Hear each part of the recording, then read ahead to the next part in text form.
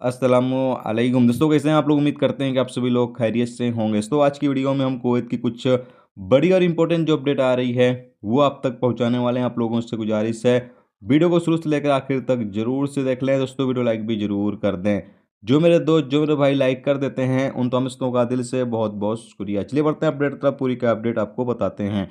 सबसे पहली अपडेट यह है कि कुवैत के अंदर सरकारी एजेंसियों में रमज़ान के दौरान काम के घंटे कितने होंगे, क्या टाइमिंग होगी काम की, यहाँ पर इस हवाले से मिनिस्ट्री की तरफ से अपडेट जारी करके जानकारी दी गई है। तो यहाँ पर बताया यह गया है कि आधिकारिक कामकाज का जो समय है सुबह 8:30 बजे से 10:30 बजे तक रहेगा। यानी आधिकारिक जो कामकाज हैं वो सुबह 8:30 बजे से 10:30 बजे तक होगा। जबकि यहाँ पर बताया यह गया है कि हर एक कर्मचारी, जितने भी कुवैत के गवर्नमेंट सेक्टर में लोग काम करते हैं, हर एक कर्मचारी तकरीबन 4.5 घंटे ड्यूटी पूरी करेगा। यानी 4 घंटे से 5 घंटे के दौरान हर एक कर्मचारी की ड्यूटी रहेगी।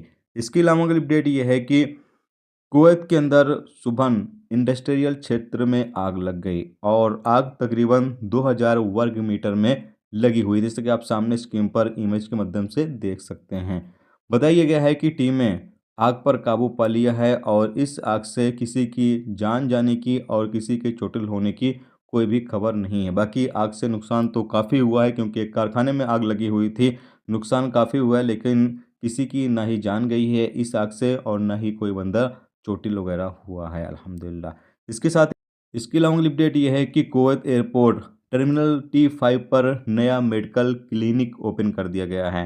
मिनिस्ट्री का यहाँ पर कहना यह है कि यह मेडिकल क्लिनिक इसलिए कुवैत एयरपोर्ट के अंदर ओपन किया गया है ताकि जितने भी मुसाफिर आते जाते हैं, कभी किसी मुसाफिर की तबीयत ख़राब हो जाए और इमरजेंसी पड़ जाए तो उस सूरत में इस मेडिकल क्लिनिक से उस बंदे का इलाज किया जा सके। यहाँ पर बेहतर से बेहतर डॉक्टर रहेंगे, बेहतर से बेहतर नर्स जो हैं वो काम करेंगी। तो कुवैत के एयरपोर्ट टर्मिनल T5 पर मेडिकल क्लिनिक ओपन कर दिया गया है जो मुसाफिर आते जाते हैं उनकी ट्रीटमेंट के लिए।